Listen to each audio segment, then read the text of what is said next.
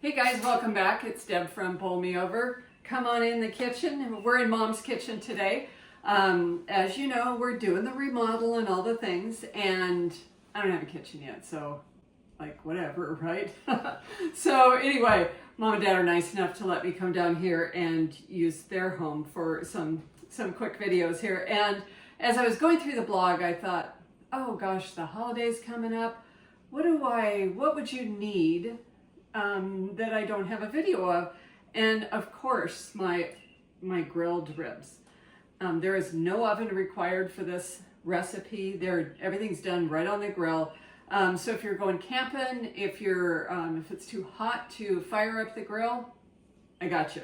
So let me show you what we need for this recipe. Super simple. We have a nice meaty rack of pork ribs. And let me just show you this real quick. When you go to the store, look at the different ribs. There'll be some that are going to be priced a little bit higher than others. And the reason they're going to be priced a little bit higher than others is because they're going to be a lot meatier. There's going to be a lot more meat on the bones and less skinny part like this part right here.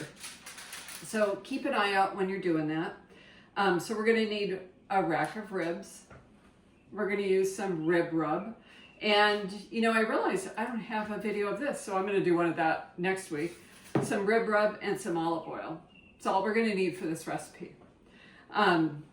What I love about this is that it's just so versatile. So you can, you know, do it on the grill. You can do it on the stove if you wanted to. I have a similar recipe that's specifically for the stovetop. But first thing you're going to want to do is take the silver skin off. That's this part right here, and that can get tough.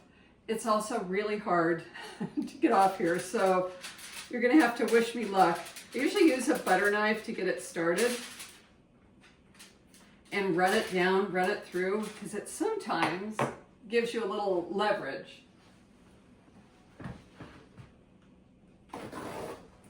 And speaking of leverage, a nice dry paper towel will help as well. So let's see how we did. Once you get it going, it happens pretty easy, but it can be tough initially. So that's pretty good. It's a good start. Can you leave it on there? Yes, you can leave it on there. Will it be as tender? No, it won't. Especially because we're cooking it on the grill. We have less control over like the temperature, and we might not be able to keep it like your oven. You can keep your oven right at 300 degrees, right at 325. You might not be able to do that with the grill. It's a little bit harder. So I do recommend removing the silver skin for this. And what you're going to do here is take your butter knife and slide it underneath that layer of fat that's under there. No, I'm going to do this fine. I got quite a bit of that one off. But if you just take your time and slide it under, then you can use a paper towel and get the rest of it. Sometimes you can get your finger under it once it gets going. But follow along here. It's going to take me a few minutes. I'm going to finish this up. We'll be right back.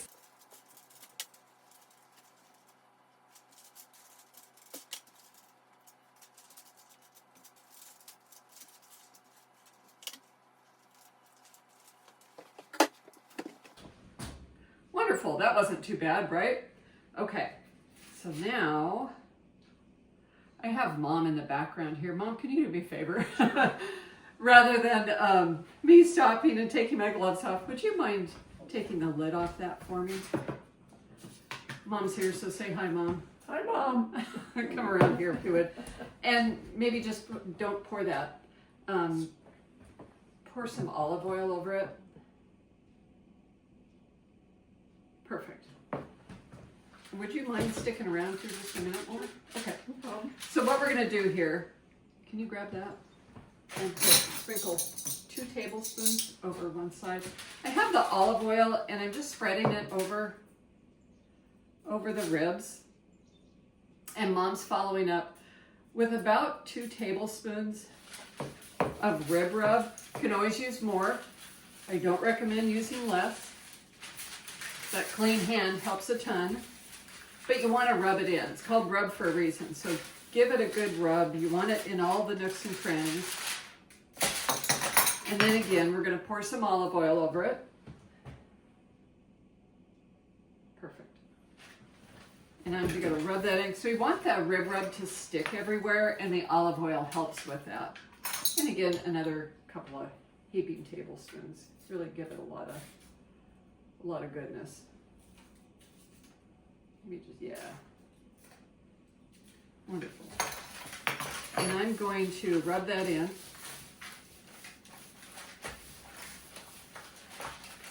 And kind of give it a good massage. And that's it for this for now. This can actually refrigerate up to 24 hours, covered in foil. We're doing that right now. And that's going to be noisy, so I'm not going to do that while we're on camera. But I want to take it and cover it with foil and cover it well. It's actually sitting on a sheet pan. That sheet pan is going to act as indirect heat for us. We're going to put it right on the grill. So if you have a grill, just a plain old gas grill, wonderful. If you have a charcoal grill, that works too. If you're out camping and you have the little campfire place, just have a nice pan underneath it, because we want this to cook low and slow.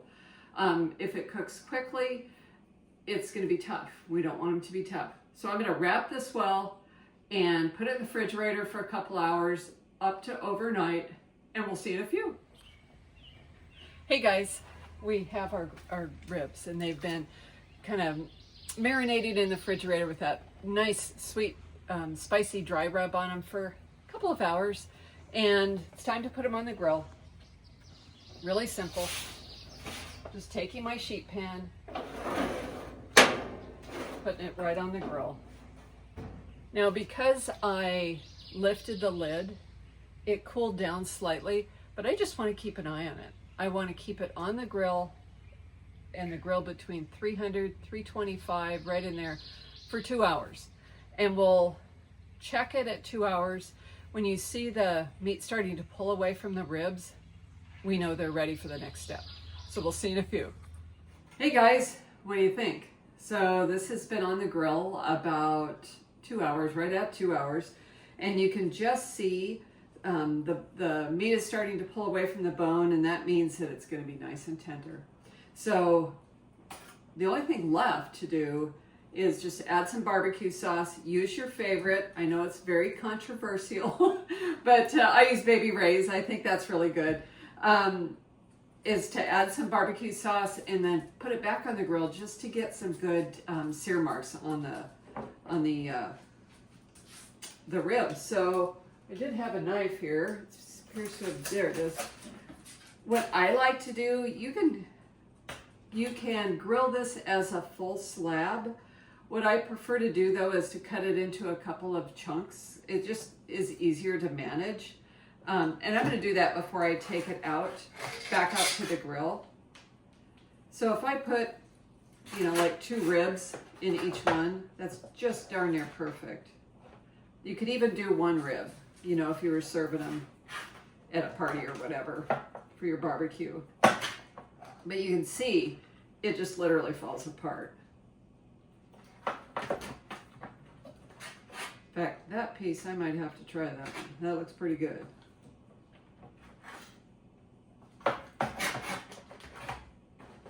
Perfect. So I'm going to take this out to the grill.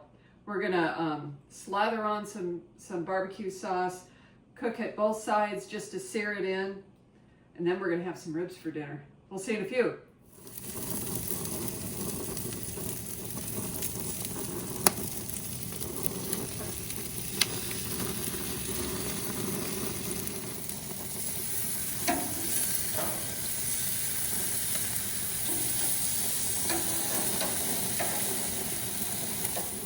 At this point, they are completely cooked, and really all we're doing right now is getting those great sear marks on it. You don't even have to put barbecue unless you choose. but I choose, and so we do. Okay, guys, who's ready for some barbecue? Doesn't that look fantastic? Come in a little closer because you gotta see how gorgeous this is. The meat is super tender. It just pulls away from the bone. It's juicy, it's flavorful. Using that rub made all the difference in the world. Oh, fantastic. Thanks for joining me today. It's I appreciate your support and thank you so much for being here. I think this deserves a spot on your table for the holiday, don't you think? Yeah. Now, if it rains out, don't worry, I got you there too. I also have two recipes on the blog for ribs. One is made in the oven, one is made in the slow cooker. So if you're in a pinch because of the weather, don't worry, we can still make it happen. The recipe's below. All the information is on the blog. If you have any questions, or don't hesitate to pop me a note. Happy to respond. Thank you so much for joining me today. It's Deb from Bowl Me Over. You can find the blog at bowl-me-over.com. Thanks for watching. We'll see you next time.